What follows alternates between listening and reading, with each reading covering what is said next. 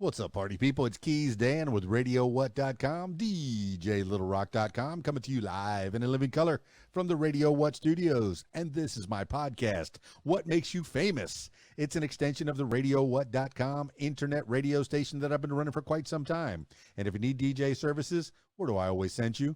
DJLittleRock.com. One more time, DJLittleRock.com. Check availability and get a free price quote, and maybe you could have me at your next event. You know I like to party with the people. The people need to be entertained. Are you not entertained? Let me entertain you. Make your next thing a big one. Speaking of entertainment, today on the program I have Dreyden Gordon. Let me change that. Col Dreyden Gordon. He's a singer-songwriter out of Kentucky. And we're going to find out a little bit more about this singer-songwriting sensation from Kentucky in the next few minutes. So stick around. This week's shows, I will be at the Rab in Conway, Arkansas, my usual Friday night gig, the Video Dance Party Karaoke Jam. Yes, I said karaoke. You're the stars of the show every Friday night at the Rab in Conway, Arkansas. R-A-B. It's the three letters you need on a Friday night. 8 until 12:30 in the AM. They got a full kitchen. The bar is open, pool tables. Oh, my goodness. They got a pool tournament on Friday night. So if you want to try your hand at playing pool and possibly make some money while you're waiting to sing on stage, come on out to the Rab in Conway, Arkansas. The stage is yours. It's a little concert starring each and every one of you at the Rab in Conway, Arkansas. Friday night. Oh, I'm there at least 50 weeks out of the year. It's so good. My Friday night gig. And then on Saturday, I got a wedding down south, down in, I think in the Hot Springs area. I'm so excited. Weddings are back, baby, like they never left. I get to be a part of people's big day. And unless you're invited, you cannot come. I only mention it because I'm excited to be at a wedding and be a part of the big day. I appreciate that so much. When I say the big day, does that sound corny? Maybe a little bit. I heard it coming out of my mouth. It's your big day. Like I'm the maid of honor or something. Or the best man. Has the best man ever said, it's your big day? I don't know. I digress. All right, that's enough intro. Let's get into it with Col Dreyden Gordon. I got him on the Skype, so if you're listening to the audio version, I encourage you to check out the video version on my YouTube page, youtube.com/user/KeysDAN. Skyping Col Dreyden Gordon now. How we doing now? There we are. There we go. Oh my goodness, Dreyden Gordon in the house. Man, you know, I was debating on whether I should put the Colonel title on the front on your screen. Is that an actual title? Is that something? Wait, I've known of some famous colonels. I was thinking of some in my head. Colonel Tom Parker of Elvis, only because I just saw Elvis biopic, and Colonel Tom Parker was played wonderfully by Tom Hanks. And then Colonel Mustard, who did it in the kitchen with a candlestick in your famous Clue game. And then, of course, the late great, the probably my favorite colonel of all time, Colonel Harlan Sanders of Kentucky Fried Chicken. Bona fide right there. Yes, sir. It's the same. I'm the same kind of colonel as all those other colonels right there. It's an honorary thing bestowed by the state of Kentucky. First of all, let me say thank you so much for extending the invitation to be on your program. I've been looking forward to this ever since Jill got a hold of me and booked this. We've been very excited about it, so thank you so much. Man, I appreciate you so much. It's nice to have young talent. You're 17 years old. Come on, kid. 18. 18 now, finally. Yes, all right, now we have to change the bio over and over and over again as years progress. Mm-hmm. Yes, you were a singing sensation at 17. You were a wunderkind. Already playing like you were seasoned, like you were an old man, like an old soul, like your grandpa or even your great grandpa kind of snuck into your body and took over just a little bit. That's when I listen to you. That's a good chance of it, maybe, but I've been in this thing for a long time, buddy. I started on stage when I was 2 years old. clogging, actually. Like I said, I'm 18 now, so that gives me about 16 years experience, I reckon. Well, Dreyden, I mean, the way you sound, the way you act, your demeanor, whenever I've been, of course, I'm looking at your YouTube videos, of which there are many, and I want everybody to go to your social medias and find more about you. But on top of that, I want them to go to your Spotify's and your various links. I think there's a link tree I'm going to put at the bottom of this to make sure that everybody knows how to get a hold of a Dreyden Gordon, because you're going to want to. By the end of this conversation, you're going to want to know, wait a minute, this guy. All right, I remember Rick Astley. Rick Astley, probably not even 20 years old, and he's saying, "Never gonna give you up," with that big bounding voice. And back in the 80s, when I was a kid, when I was in high school, we heard that song on the radio and we thought, oh, this guy, he's probably, in his 30s or 40s, very seasoned, and here's this little redhead kid, looks like Howdy Doody, and sings with a big, gigantic voice. Look at you.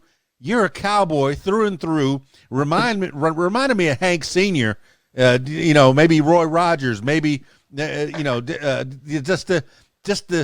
even Tom Mix, even the old cowboys of yesteryear. And then here you are. You're a youngin', man. Where did all that come from? It's got to be upbringing. Well, I think a lot of it's upbringing. A lot of it's been a lot of the music that I've been listening to ever since I was, early enough to listen to music. you know what I mean? But I've always had a whole lot of respect for the classics and the tradition and the way that things kind of come about. I've kind of been considered, to an extent, a little bit of a music history nut. I love the old style, the old ways of doing things. I ain't saying there's anything wrong with the new stuff, but don't get me wrong there. But I always love that old stuff, that old style, old tradition. Well, I mean, you look at the classics, even classical music, Tchaikovsky and Beethoven and Rachmaninoff. All these people were putting notes together in a certain way that lasts the test of time. There's a reason that we're still thinking of Hank Williams songs and songs from the 30s. What is it? That "Oh Brother, Where Art Thou"? That had one of the best soundtracks that I've heard in a long, long time. And all these songs were written so many years ago. Even though the movie was set in 1933, I think "You Are My Sunshine" was the only one that was really out of order. That was 1935, if I'm not mistaken. But that sounds something about right. Yeah, I think that was the only one that they really got wrong in that. But listen to that old-timey stuff. I've been through my share of churches, and I go to an old Baptist church and listen to that old-timey gospel music when it's done just right. Oh my goodness. Absolutely. I don't care what religion you are. It's got to hit you. When I hear "I'll Fly Away" or oh my gosh, that's my favorite for sure. But who's turning you on to the old timey music? When do you listen that to old time music's really a soul thing when you dig back down into it. It's what touches your heart, what touches your soul, and all that good stuff. Up the road from where I live was really the first experience that I had with bluegrass music. There's a community center up the road. They'd have entertainers there. I believe it was every week, if not maybe every other week. And I remember going up there and hearing all these bluegrass entertainers and stuff and watching the folks get out there and dance. When I was about 2 years old, I got out there and I started dancing with them. And at that age of 2, one of the bluegrass pioneers was playing at one of the events at that show up there. Melvin Goins was his name. He was one of the founding members of the Lonesome Pine Fiddlers and used to work with the Stanley Brothers. But he was up there and he pulled me up on stage. And that really got my first start in bluegrass music when I was 2 on stage. Started singing on stage when I was 7. Coincidentally, in his show, he was very, very kind and allowed me to go out on the road and guest with him on several shows. Most of them really from the time I hit 7 until his passing in 2016, I believe it was. Amazing to have a mentor like that, somebody who's been in it so many years. Now I'm getting an idea by whether it's in the blood or you got it by osmosis, you got it through contact. I think I got it through contact, because about anybody in my family will tell you they can't carry a tune in a bucket. Well, you got to have a magic microphone. I've been a karaoke DJ for the last few years since I got here to Arkansas. I'm from Miami, so I didn't do a lot of karaoke down there. But now I'm in Arkansas, married a hillbilly. I'm in the deep South. She's wonderful. She's got a great family, and I'm learning so much about these blues, this gospel, this soul of country music. The real deep down roots of it. I mean, I think the kids call some of this stuff red dirt, and then there's Delta blues, and then there's different kinds of country. But what would you consider your kind of country? And who I know I've asked you this several times and you've answered it certain ways, but I want to know who bought you the records, or who turned on the radio to the right station to affect a Colonel Dreyden Gordon as a young lad. Well, absolutely. I've been inspired by so many great artists. I remember, like you said, who bought me the records? Well, my grandparents loved it. My parents loved bluegrass music. They all loved it. They just couldn't play it, and that is really what my sect of country music is bluegrass, is over there in the more hillbilly-fied version, I guess some folks want to say, but it's a whole lot of soul. And I was up in the North Country one time. I won't say what state. I was up in the North Country, and a fella asked me what I did. I said, I'm a bluegrass musician. He said, yo, all that whiny, twangy stuff. And I looked at him and I said, son, it might have a little bit of whine, it might have a little bit of twang, but it's a whole lot of heart and soul. Well, you got to take it. To find out, I probably shouldn't have said that to that man. He was one of the mob bosses or something like that up there. But well, sometimes when it's described as whiny, twangy, that from a newcomer's, it's a stereotype for sure. From a newcomer's perspective, bluegrass music can be a lot of things. The bluegrass. There could be original bluegrass music, but then there's bluegrass music where it's all cover songs. Sometimes when I'm feeling my oats, and somebody says, hey, what kind of music you going to play today? When I'm doing the DJ thing, I'll say, you'll find out. And I'll play all kinds of covers, in bluegrass style.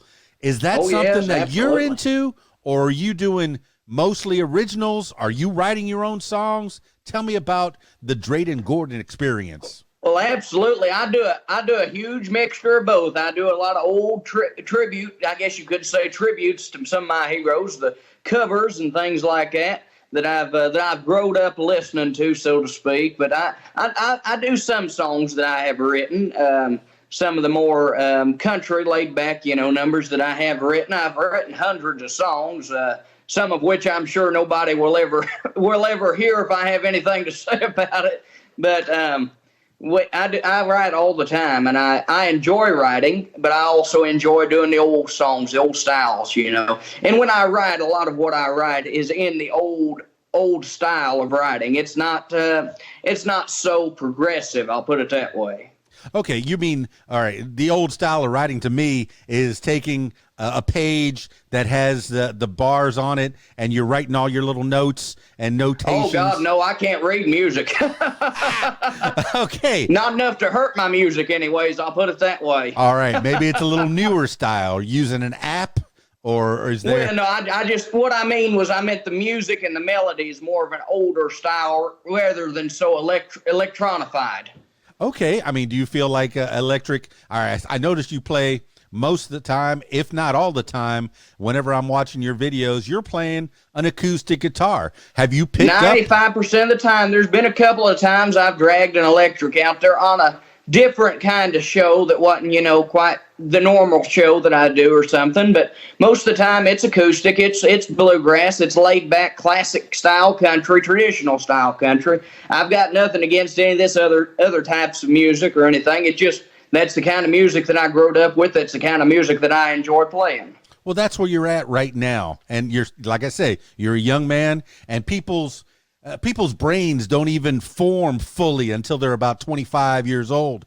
So who knows what the future is going to hold for Dreyden Gordon. You may, oh boy, look out now. You know, if you're open to people collaborating with you. Oh, absolutely. There may be somebody that comes at you with a little bit of a different, hey, I like your style. I like the way you pick. I don't play guitar all that well. I've had guitars, but I look at the way you play guitar and you go back and forth while you're doing your strumming. And it's a neat style where you see where your strumming hand, your right hand is going back and forth rather than up and down.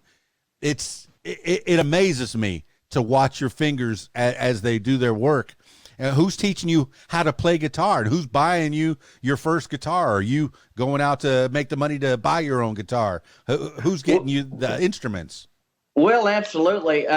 My first guitar, I believe, come from my grandmother. Like I said, I started singing on stage when I was 7. Around the age of 10 and a half, 11 or something like that, I taught myself to play guitar. I had taken some lessons. I couldn't figure out a dadgum thing. I took it home and I set it under the bed and forgot what little bit I'd learned. And a little bit later, a couple months later, I pulled it out and said, I'm going to teach myself to play this thing. And by God, 3 months later, I was on stage playing that guitar. Well, I mean, if people have question whether you've been doing this this long, all they got to do is go to your YouTube page. Oh, you have videos. There's things back there they're holding for blackmail and ransom, I'm sure. Yeah, there's videos that are 6 years old, and you had to be at around 11, 12 years old. And you're holding your own with some seasoned players. You got a full band behind you. Oh, absolutely. Yes, sir. I've been very fortunate to be able to work with a lot of my heroes. Like I mentioned, Melvin Goins, and fortunate enough to work 4 times beside Dr. Ralph Stanley on stage before his passing. Larry Sparks, Marty Rayburn, a whole lot of those great heroes of mine that I growed up listening to, that my parents growed up listening to, and grandparents listened to for so long. I really, when I say that I feel like I'm living a dream, that's the truth. Well, I'm glad you're giving credit where credit is due. I love it when people give shout outs because we cannot do this all by ourselves. Oh, absolutely. Yeah, people see the singer on stage doing his thing, and yes, that's where you have your time to shine. You got your guitar, your solo on stage, spotlight is on you. But to get to that stage, to get to the level that you're at, you had to have some help. And I want to thank Jill Santabanez and TJ Cates over at Nashville Entertainment for putting this together, because ever since I got to know them, they have done nothing but wonderful things for their artists. People that are, I couldn't say you're just starting out, because you're already, all right, 2 years old, 3 years old, you start, and 7 years old, you're actually singing. And then by 11, you're fronting a band. So I don't think you're just started. You already have some experience under your belt. So what kind of events are you doing? The one that I saw the 6 years ago looks like you're at some kind of a stage performance. What kind of event was that? Well, I'm not exactly 100% sure which event that you're talking about, to be honest with you. But, I do all kinds of events. I do a lot of bluegrass festivals. I do a lot of different types of music festivals and things of that nature. I'll do fairs, street fairs.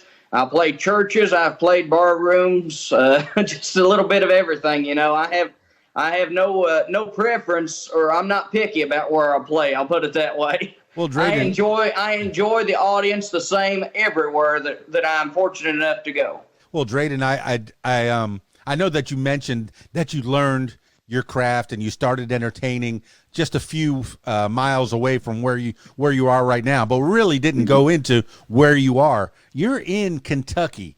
Yes, sir. East by God, Kentucky. Oh my goodness, because if you got grass in your front yard, chances are it could be Kentucky bluegrass, and that's a good chance, maybe. That's a type of grass in your front yard, but it's named because Kentucky bluegrass, because bluegrass comes from Kentucky. Is that right?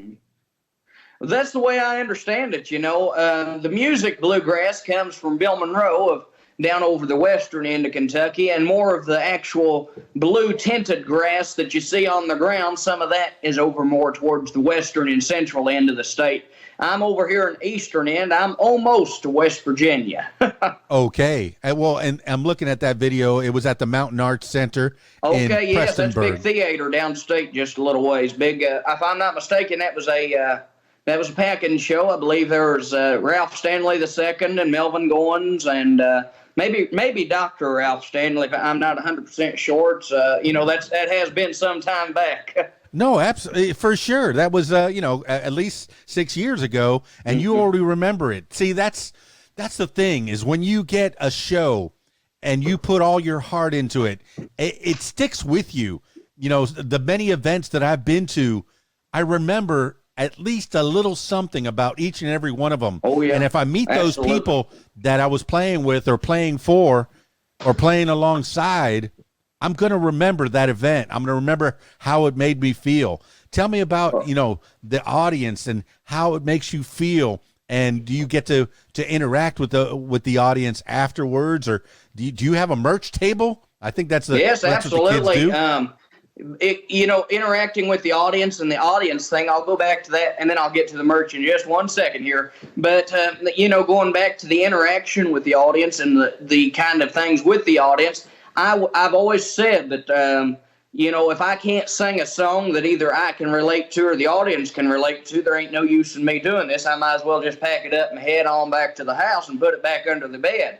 Because, it has to come from the soul. It has to come from the heart, what you're singing about. You have to know what you're singing about, and you have to be able to sing to relate to your audience. They're not going to go out and buy your music if they don't know what you're talking about. And I wouldn't want to sell it to them if I didn't know what I was talking about. So, But as a young man, go ahead. Sorry, go ahead. No, as a young man, how do you have this soul, this old soul? I mean, what kind of experiences have you had? Because most of the time you've gone to school. And what were your favorite subjects? And did you take English and Spanish and reading and writing and arithmetic? And did you you said that you didn't take really too many formal lessons, so I'm guessing you're not a band geek. Did you play football? What was your thing in school? Well, I attended a very small school, and when I say small, I'm talking about kindergarten through 12th in the same building, with about 100 students in the whole school. We're a very rural part of the state over here. But so we didn't have a football team. I did play some basketball back in elementary, and I played baseball. I've played soccer. I've played the different sports and things. But really, when it comes right down to it, I would find myself, and this sounds funny, especially back in middle school or something, I would find myself missing practices, missing games to go play a show, by golly. And that's when I realized, I said, well, I've got a lot better shot making it in music, and I enjoy playing music a whole lot better as a fat boy myself, going out there and playing music than running up and down the court. Well, now you know your priorities, and you've had those priorities for the longest time. I'm a city mouse, okay? I come from Miami, Florida, and the Florida Keys. That's where KeysDAN came from. So I had millions of people as my next door neighbors. And then here I come to Arkansas, to not just Arkansas, but one of the smallest towns in Arkansas. I got 511 people in this town. And as one of my favorite TV shows of the 70s, late 70s, early 80s, Hee Haw would have said, salute. Salute. That's right. 511 strong, but tell me about your town. You'd be on the Tourist Bureau. And what town is it? Well, we're just a little bit bigger than that. A little town called Grayson, Kentucky. It's not too much bigger, though. Where I'm at is what we always refer to as a very musically, culturally rich area of the state. This is over here in the eastern end, of course, I'm talking about. From the other end of my county. See, I'm in Grayson. The other end of my county is Olive Hill. Olive Hill is the hometown of Tom T. Hall. About 10 miles my other direction is Sandy Hook, Kentucky, the hometown of Keith Whitley.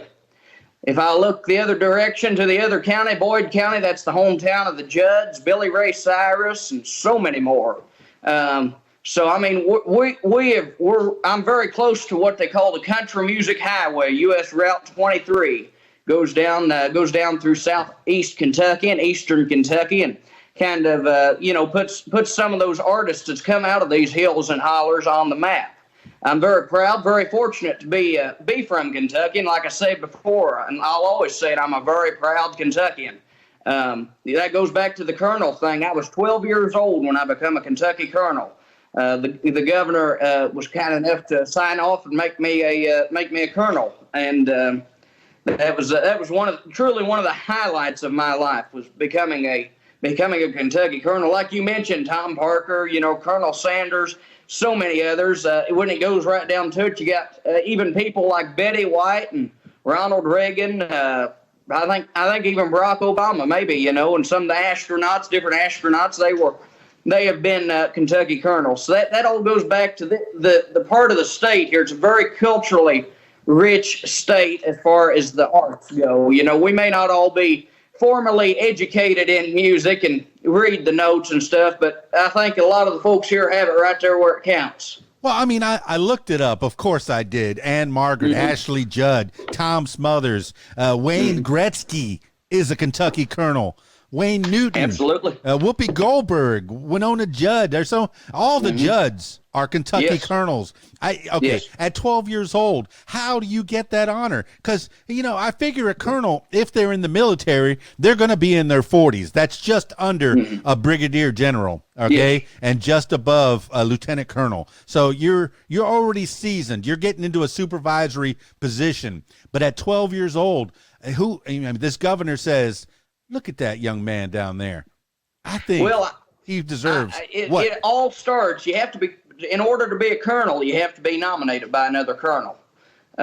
So another colonel actually up in Ohio nominated me to the governor, and he was kind enough, I guess, to say, well, this boy, he's a Kentuckian, and I've always been proud to help the state out whenever I can. I've done a lot of shows here in East Kentucky and all over the state. Really, I travel all over the United States, but I've always been very proud of my heritage of Kentucky, and I was very thankful that he signed off for me to be a Kentucky colonel, especially that young. That was really a thrill. Well, given credit where credit is due, do you remember the name of that colonel, or do you want to divulge? Yes, that was Colonel Norma Ashcraft out of Dayton, Ohio, I believe. And how did she become a colonel? I'm not 100% sure how she became a colonel. She has been a bluegrass music promoter for years up in the Dayton, Ohio area. I actually worked a show that she put on back last month, I believe. She's been in the bluegrass scene. I've known her for a long time. Well, it's fascinating to me with traditions like that. You hear of knighthood in England, and it's the Kentucky's equivalent, of getting knighted, I guess. That's what I would imagine. And I figure if you're a colonel, you're going to wear that with pride, and you're going to take that to heart, and it's going to change the way that you deal with other people whenever you're in a public crowd or even in private. You're going to be thinking a different kind of way because you've been bestowed that honor. Is that right? Well, it is an honor, and I'm truly fortunate that I am a colonel, but I'm still the same as anybody else. I'll say this right here. It ain't never got me any discounts at the KFC. No, but even so, I'm saying it's going to make you a fine, upstanding citizen. You're going to think twice before you step on that side of the line. You're going to walk down the narrow path, just as the same as somebody who takes to heart their church upbringing, what their moms and dads tell them, whatever beliefs you may have that keep you on the straight and narrow. When you get bestowed an honor, it gives you a sense of purpose. And I mean, is there a colonel, clubhouse, a lounge, a place where you wear your jackets and you go off and play Parcheesi? Well, I don't know per se about a clubhouse. I believe the colonels have a special booth at the Kentucky horse races. I've never been myself, but it's kind of something that you run into another colonel. They have colonel license plates and things like that, which I don't have, but I do plan on getting one very soon, maybe. But Kid, you don't even have your driver's license. You're so young. No, I'm kidding, man. I'm kidding. Just barely. No, that's fantastic. Well, I mean, okay. Do you drive yourself to gigs, or do you have a tour bus? Most of the time, Dad took me to the gigs, to the shows for a long time, and now that I'm able to drive, I do most of the driving, unless I have somebody going with me or something. I'll be driving to Michigan next week for a show, so heading up to North Country there. So, and I drove down to the other, sort of towards the other end of the state just last week, I believe it was. Played 2 days at the Kentucky State Fair, and we always have a big time down there. So.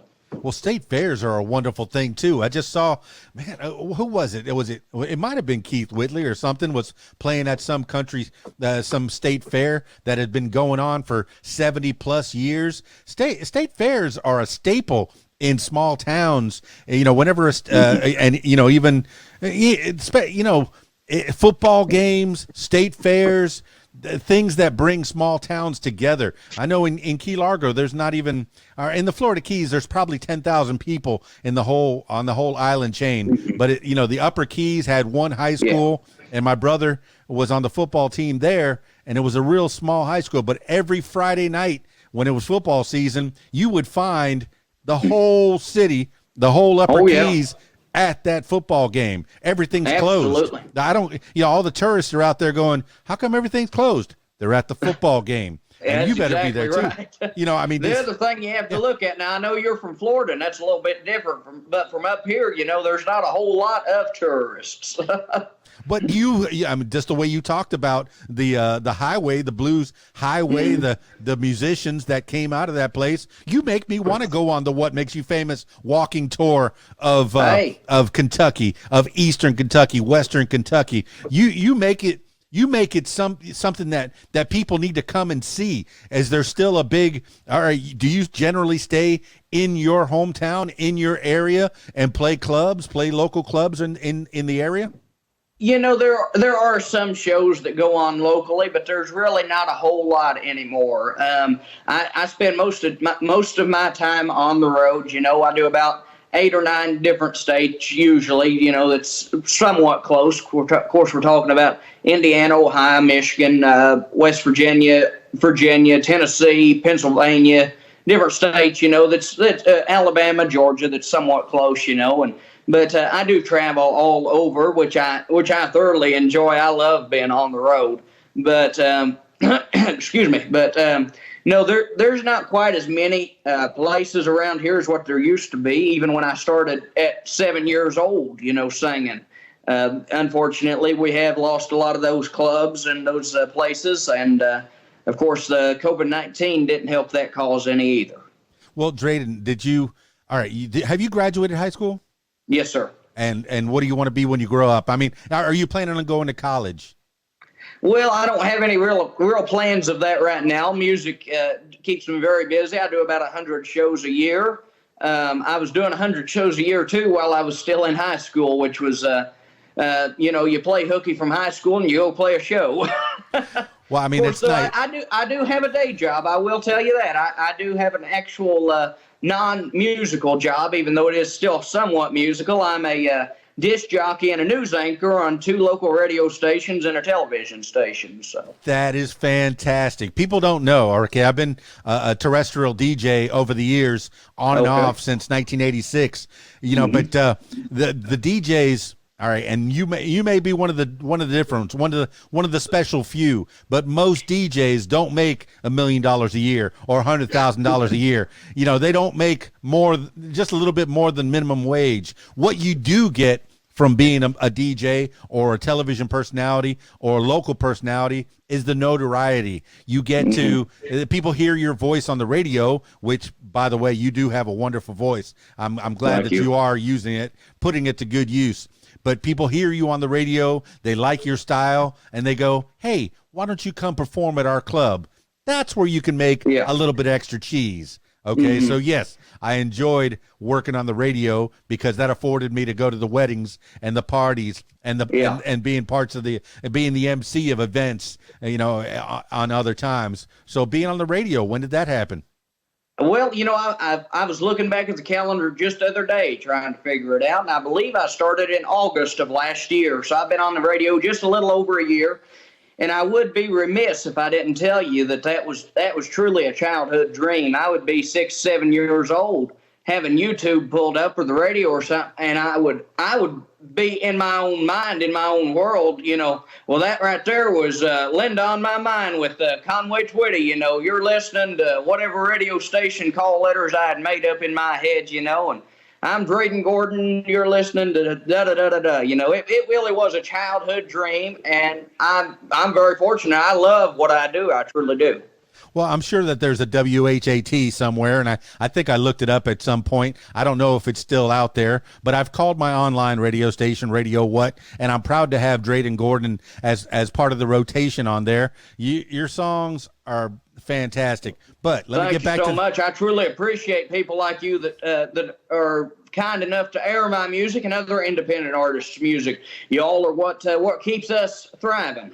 Well, over the years, I want to get back to this radio station thing because it's really connecting me. It's really making me homesick for being on terrestrial radio. When I first started on the radio, it was 8-tracks. It was cassettes. It was barely CDs. It was 2 turntables and a microphone. I had 2 Technique turntables sitting here in front of me, and I had cart machines. Yep.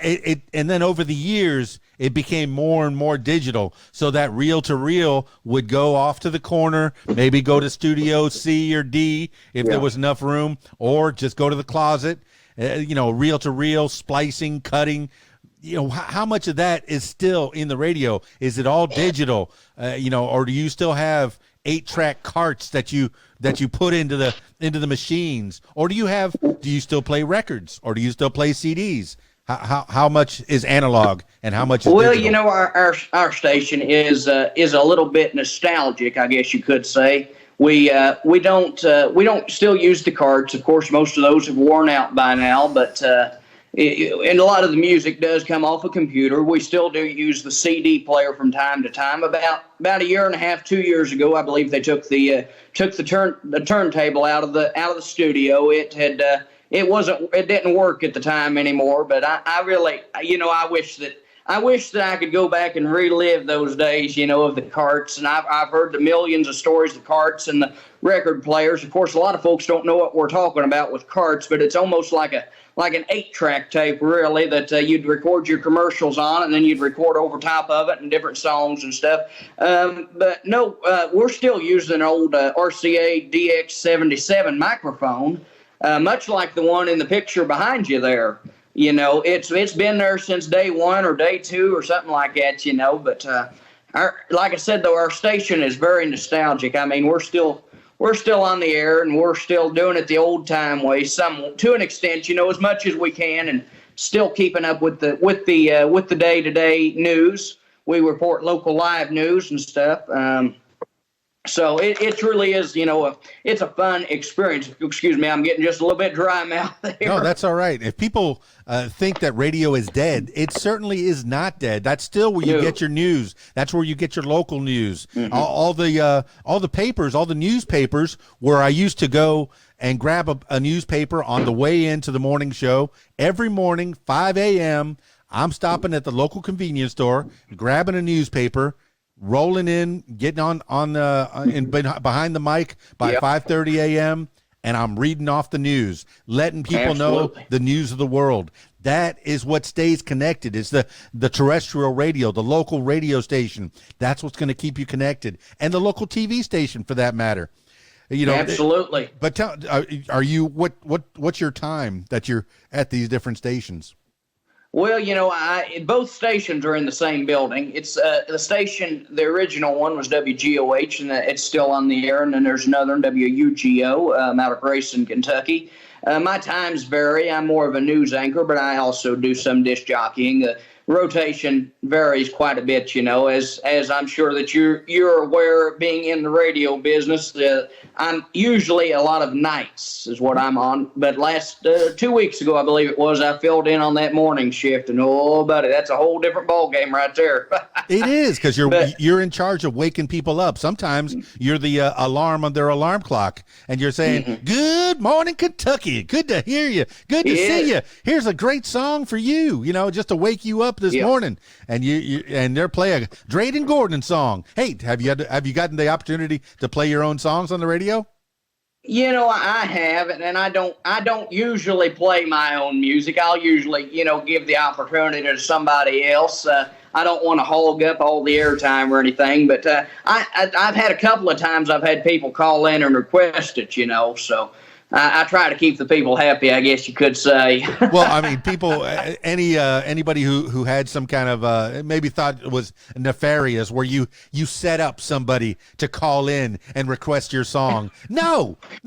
Next time you're on the air, I'm requesting a Dreyden Gordon song. Right, I want to hear it. No, all righty, we'll have to. I'll tell you, there are a few people that will call and request relatives and things like that, but I can't say that that's ever been my case. It's usually just been different fans or people that know me through just knowing me, I guess you could say, walking down the street or knowing my music or something. Well, the nice thing that I liked about being on the radio is I got to break out songs. People would bring me their CDs. Yes. You heard back in the 50s and back in the 60s and even into the 70s, people would come from the record company and slip the disc jockey a couple bucks so they can play the music. That's called payola. That's illegal. You're not supposed to do that anymore. But, if the radio station is open to it, you can send them your CD so their music director can listen to it and see if it matches the type of format, type of programming. The stuff on radio, that I play, it's the stuff that I like. I'm the music director. If I like it, I'm going to play it. Okay. And people send me music all the time, but that's something that you get to do. And we'll get back to your guitar, your musicianship. I'm talking radio. This is where I'm connecting. I'm having a good time talking to you about being on the radio. This is what I love talking about, radio. Yeah, but I mean, what you said you're on TV as well? Well, it's a small local cable access channel. It's more of a voice thing. It broadcasts what's also on the radio as well as commercials and different things like that. So. Well, yeah, it's all in the same building. The station's been there since 1959. Still using some of the mics that have been there since day one. It's a very historic station. Tom T. Hall was a disc jockey there for a little while. Keith Whitley and Ricky Skaggs used to have a show. They'd come in and sing around the microphone on the radio, and we've had some different news anchors and disc jockeys that went on to work for CBS or ABC and things like that. And of course, nowadays we have brought a little bit of that nostalgia stuff back. We have a show on the air now that people come in and they sing around the microphone like the old days, once a week, and we book different people in there. I always tell them it's like that scene from Oh Brother Where Art Thou? Just sing around the can. No, and back in the day, before records, before recorded music, you had to have live shows. Absolutely. The Grand Ole Opry was live all the time. And I don't remember who it was. I just heard a podcast about it. I don't remember if it was Bing Crosby or who was it that used to do a show. Oh my goodness. Used to do a show on the Grand Ole Opry. He record that show and then play the record for the West Coast. Cause he had to do originally you had to do the show twice. Yeah. I'm not 100% sure. I would guess probably somebody like George D. Hayes or somebody like that. If I had to guess, one of the original, announcers on the Grand Ole Opry. Somebody, but the people on the West Coast were getting a recorded show, which at the time didn't sound right. And I hate to give credit to the Germans after World War II. That's where the recording devices came from. The technology wars. Push technology forward. Sadly, I don't want wars just for that reason. Okay, but it pushed technology forward. People were able to record things. People were able to push things further their voices further. AM radio pushed further. But technology is just wonderful, and I was talking about tape, and I was talking about cart machines. The last station that I worked at in Miami, one of the last stations was WVCG. It was the oldest station in Coral Gables, and that one probably started back in the late 50s, early 60s as well. And they had microphones that you could tell had been used at least since the 70s. They were Electro EV20s. And right now I'm using a Shure SMB 7, which is, the best mic out there right now, arguably. But these mics. There's a certain nostalgia when you get around that old microphone there, and you come up and you push your live button and say, well, a great big howdy to you, friends and neighbors, and welcome into today's program. There's a certain nostalgia in that. It's an old ribbon mic, what we use live on the air, one of them that's been there since day one or two, and if you look down in it, you can see how brown it is inside, because back in those days, you was allowed to smoke in the station and things like that, and they always talk about the nicotine down there in the microphone, and I'm not advocating for cigarettes or anything, but I think that might have give that microphone some of its tone. It's the same thing with guitars, and I know you've been playing your guitar for a while. When you pick up a brand new guitar, from what I'm told, it doesn't sound the same until you put your fingers on it, put your oils on it. Kind of like, okay, all right, going back to reading a Bible. You put your hands on it, reading a book. That's what keeps the leather warm. It's a hands-on. It's a hands-on thing. And there's wonderful new guitars. There truly are, but a lot of those old guitars, there's truly what I would say are great. Have the tone, they have the quality. They were built so well back then that they have withstood the test of time. I was fortunate enough. One time I was in Bruin's Guitar Shop down in Nashville, Tennessee, and Mr. Bruin, George, he let me look at and play some of the guitars that he had in there. Of course, I'm talking about guitars that belonged to Mother Maybelle Carter, Johnny Cash's guitars, John Denver's. I'm talking about these old guitars. Remember, one of them that I played was a 1898 Gibson, handmade by Orville Gibson himself, before the Gibson Company ever was put into business. Now, you talk about some guitars and some instruments that have stood the test of time. And maybe the guitars that they're making today will stand the test of time, but you just have to wait that 60, that 80 years to see how they're going to sound. No, that is amazing. You played an actual Gibson touched by the hands of Gibson. Yes. What? Yes, sir. How amazing is that? And I'm guessing back then it wasn't an electric guitar, right? Couldn't have been. Oh, no, sir. Like I said, it was built in 1898, so right. It kind of predates common electricity. I mean, there was electricity back then, but it wasn't as common as the way Edison and Tesla and General Electric and all those fine people did put stuff together.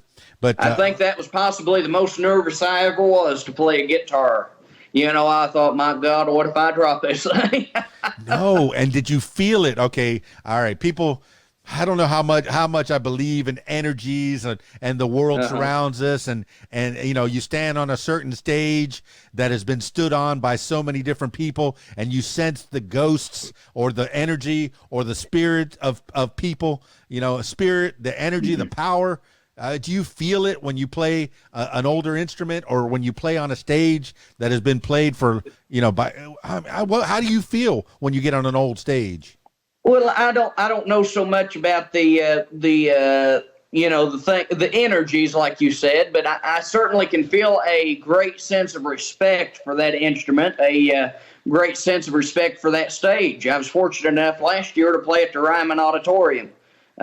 Walking out on that stage, standing, of course, I'm talking about where the Grand Ole Opry used to be held out there at the Ryman, the Mother Church of Country Music, what they call it. But just to walk out on that same stage that Elvis Presley, Hank Williams, Johnny Cash, all those guys. I mean, if you go back and really read the history on it, Elvis Presley got booed off that stage. Hank Williams, got fired from that stage. Johnny Cash walked out there and he kicked out the footlights because he was drunk one night. Well, I figure, I'd liken that to the Apollo. If you're not great, if the audience doesn't respect you, there's different stages all over the country and even all over the world that are like that. You got where the performer is beholding to the entertainer. I mean, it's a scary stage to get on when you know that the possibility of that might happen. What was your experience when you got on that stage? Absolutely. That was truly a very humbling experience walking out there, even going out there to do the sound check. I was shaking in my boots. I'll never forget it, and then to come back, going out there to do sound check in that empty auditorium. Of course, we're talking about the Ryman Auditorium and the acoustics in that place. It was originally built as a church where some of the great preachers like Charles Spurgeon preached years and years ago. I mean, in the acoustics, because it was built before they ever had microphones to put on stage. So it had to have the good acoustics. And I mean, just to hear that echo back at yourself. And I mean, it like I said, it's truly humbling. I guess you could say ancient tones is really what it is. Well, and going back to what you brought up just a second ago about the old Bible, the old church and stuff, that is really where I draw a lot of inspiration from, is the singing from those old churches,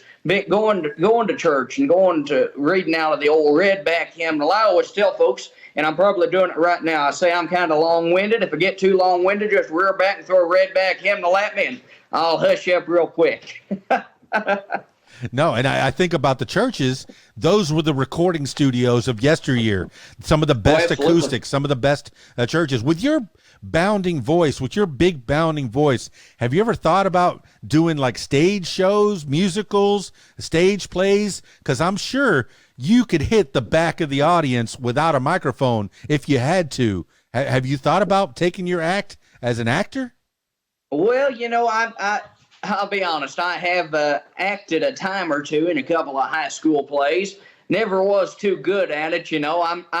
I'm more myself than I can be somebody else. But there, when you talk about not having the microphones, there have been certain shows where I have showed up and something's gone wrong. There was miscommunication somewhere, and there was no sound man. Did a show for the University of Louisville a couple of weeks ago. We had no sound system at all. I stood up there and I hollered at them, and they received it very well, very warm.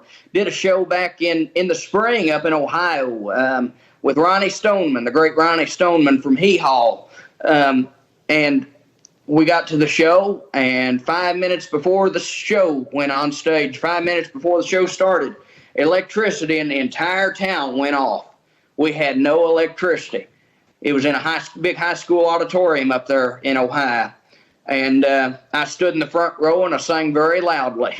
Well, how about that for the advantage of having an acoustic instrument? You have the upright bass, the banjo. I'm looking at, there's okay, what are the different instruments that you have to be a bluegrass band? What constitutes a bluegrass band? Well, I think generally, you've got your banjo, you've got your guitar, your fiddle, your mandolin, upright bass or electric bass. An electric bass can work, and on occasion some artists will carry a snare drum and even a dobro, but you don't really have to have all of that to be really bluegrass. A lot of times I do just an acoustic show, me and the guitar, and it's still bluegrass. It's bluegrass and country isn't a whole lot different. Some of the old country songs you're able to work up and make them sound a little bit more bluegrass or something like that. But that's generally what constitutes bluegrass. Is it's not quite as heavy as country. It's more stripped down to the roots. It's not quite folk music, but it's more down to the roots part of the soul and the music. Well, I mean, I already mentioned that reggae. I mean, that bluegrass can be changed. You can make any pop song into a bluegrass song. I know we used to do it down in the islands, in the Keys, in the Florida Keys, with reggae music, where you take pop songs and make them into reggae songs. It's just it's a thing. It's so much. It's fun to take a song that's already out there and change it and turn it into something brand new. I know that in Miami, I used to take, any song, country songs, rock songs, R&B songs, and turn them into electro techno songs, Absolutely. when I was playing on the beach. But are you strictly a guy that gets into his car and flips on the country station, or is there anything else that's creeping into your head that's maybe influencing you a little bit? Man, I'll be honest. I listen to all kinds of music. Some of them, a lot of them I like better than others, but I can draw inspiration from any kind of music. I mean, I can draw inspiration from a soulful sounding Adele song, the same as I can maybe an old church hymnal or something. Maybe not. It's not really the same, but you can still listen and appreciate and draw that inspiration. Well, I mean, anybody that watches the new Elvis movie, and I know that's stuck in my head, the Baz Luhrmann version of Elvis, they kind of stylized it where he's listening to an old blues song, and then across the way there's a church playing gospel music, and then he's halfway between listening to the blues, listening to the gospel, listening to the blues, listening to the gospel, and it kind of blends together. This is, bluegrass has its roots. I mean, how long ago what would you consider is the first bluegrass? Is it Bill Monroe? Is that what you're saying? Is the first bluegrass? Really, the first bluegrass was Bill Monroe. It come from a derivation, I guess you could say, of a mixture really of Irish music, folk music, and even progressive jazz and country music of the day. Of course, I'm talking about the late 20s, early 30s. He took really the instruments of folk music and the instruments of Irish music and put them into the rhythms more along the lines of jazz and things of that nature that were more popular in the bigger cities. See, now you're making me want to go back and listen to some of that Bill Monroe music. I know everything is out there on the internet. Everything's on YouTube. And if you I would recommend a wonderful documentary, if I may. It's Country Music. It was a documentary put out by Ken Burns. Ken Burns is amazing, man. Everything Absolutely. he touches, if he puts his mind to it, it's going to be a good documentary. You're going to get some history lessons learned. And I've learned a lot from you, Colonel Dreyden Gordon. Man, I appreciate you so much for being on this podcast. Thank you, Dan. I really appreciate that. Man, now I guess it's about time to wind this thing down, and I don't want this to be the last time that we talk. As time progresses, I want you to come back and chit-chat a little bit more and tell me I'd be honored.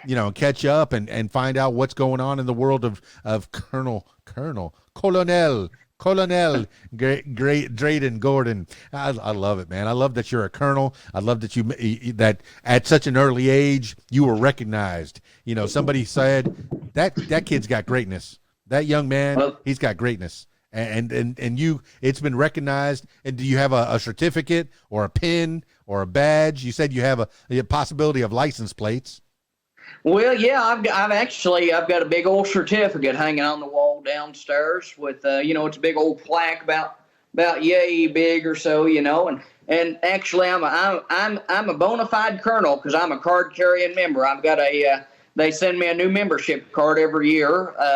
The colonel's really though is more than just the prestige. What it is, a whole lot of it is, it's a nonprofit organization that goes to help a lot of the different charities and good organizations within the state of Kentucky. Any money that goes to the colonels helps a nonprofit or an organization that might be struggling here within this state. So, well, that is good to really know. It's a cause that is near and dear to my heart. See, these are things that people need to know. What the colonel is, what it does. Is it more than just a title? Yeah, it is. It's more than a title. It's a community or helping out your community. And that's what we need to be doing anyway in this crazy world of ours, is helping out the people around us. Yes, you can look at the high ups, the executive branch, the people that are hanging out in Washington, but you got to take care of the people in your own backyard. Absolutely. Once you get yourself in line, then you try to take care of your neighbor, your family, then your neighbor, and then it branches out from there into concentric circles, right? Well, it's like Ernest Tubbs said, be better to your neighbors and you'll have better neighbors. I like that so much, man. Oh, that could have been the last words for the people. No, I want to wind this thing down. I know I've taken some time. I do want you to come back. Let people know if there's any shows that are coming up, how, you want people to get a hold of you, and also give shout outs to the people that have helped you along the way. You've already given a few shout outs, but those three things, and then we'll do some last words for the people after you're done with that. All right. Well, absolutely. My music can be found everywhere that music is available on the interweb world right there. Of course, we're talking about Spotify, iTunes, iHeartRadio, Amazon, all that good stuff, and the list just goes on and on and on. It's on more things than I care to understand about. But it's just Dreyden Gordon on there. Of course, I've got an album out that was released about 2 years ago called Echoes of Tradition. I've got my latest single out called Soldier Story. So you can find me there. You can find me on social media at Instagram and Facebook, TikTok, and YouTube at Dreyden.official. It's the same thing on all those things. We tried to make it real simple. Dreyden.official. I've got a website, DreydenGordon.com. You can find me on there. So I'm always open and always looking to do more shows and to add maybe your show or something next to my calendar. Whoever's out there listening, hopefully the listeners might have enjoyed our conversation tonight. I know that I thoroughly have. And, thank you so much for allowing me to be on your show. I'd love to come back sometime. And you're TikToking, man. My brother just got me into that TikTok. Oh, my goodness. I don't want another social media, but here I am doing it, getting out there. Now, you're talking about these social platforms that have your music on there. Are you really making any money on there, or is it merchandise? Can people go and find the merchandise online and buy it from you? Well, with any of these platforms like Spotify or iTunes, and I'm not just downing one, I'm downing them all, really, when I say this, there's very little money to be made on any of those. You can go and ask some of the biggest artists in music industry today. You could go and ask Travis Tritt or Hank Jr. or somebody. You're making pennies, really, compared to what you make when you sell a physical album or a T-shirt or a cup or stickers or whatever that you have. Most of that kind of, of course, being on the road, you get paid to do the shows and different things and your appearances. But merch is a lot of where that an artist's revenue comes from. I would highly encourage. I'm not throwing this out there to saying you have to support me or anything, but support your local artists, support your independent artists out there. Go out and buy a ticket to see their show, buy one of their CDs, a shirt, a cup, something like that they're selling. You will you'll certainly help your artists, because without the local artists, without the independent artists, really so much of a whole different category of this world really just kind of dies off without that down home independent artist, and that can be in country, that can be in pop, that can be within any genre of music. I would highly encourage anybody to support any local artist they can. Well, you're very sweet, Dreyden Gordon, and me, thank you. As the podcaster, I'm going to say everybody go support Dreyden Gordon. Just throw $1 at him, everybody. If 1 million people throw $1 at him, he'll be doing just fine. Hey, we wouldn't mind about that too bad, would we? All right, Dreyden Gordon. I used to like to finish these things off with last words for the people. This could be words to live by, something you heard a long time ago, maybe a mantra you wake up with every morning, or whatever pops into your head at this moment in time. Colonel Dreyden Gordon, give the last words for the people. Well, thank you, Dan. I want to say once again, thank you so much for allowing me to be on the program. And as far as last words go, how about I close out with saying the same thing that I close out every one of my radio shows with. Keep your grass blue and your hearts true. That's all, folks. Well, there you have it, party people. Colonel Dreyden Gordon, a bona fide Kentucky colonel, touched by the governor of Kentucky and made into a colonel. That's so cool. That is so cool, the history of that. Man, I learned a lot of things from Dreyden Gordon. That was cool as can be. I learned about, I want to go to Kentucky now. I think I've been through Kentucky, maybe on a highway going from east to west or north to south or cruising through, but I don't think I've spent any great length of time in Kentucky. Now I want to know. I want to know about the history of the various places in Kentucky. Oh, my goodness. Thank you so much, man. I appreciate that so much. And you've been touched by greatness. You've had some great mentors. You're bona fide, man. You're Dreyden Gordon. You're an actual true to life bluegrass country singer. I appreciate that so much, man. I mean, I saw the videos. I saw how you present yourself on the videos, but you're a nice young man, and I'm glad to know you. I appreciate that so much. Thanks for being on the What Makes You Famous podcast. Hey, I encourage you, my listener, to find Dreyden Gordon on all the various socials. I mean, there's a link tree, you know, the link.tree thing, Dreyden Gordon, and you could find all of his various links on there. But I have it in the show notes, so find it there. That's pretty good. That's it for this edition of What Makes You Famous. Man, that was good. What a nice young man. And history, a lot of history. You can tell he has a love for the history of the music, of the business, of the thing that he does, the blues, the bluegrass, the Kentucky bluegrass. All right, that's it for this edition of What Makes You Famous. Now, if you, yes, you, my loyal listener, if you'd like to tell your story, I encourage you to give me a call, 501-470-6386, or email keysdan@aol.com. That's it for me. It's KeysDAN, RadioWhat.com, DJLittleRock.com. Peace. I'm out of here.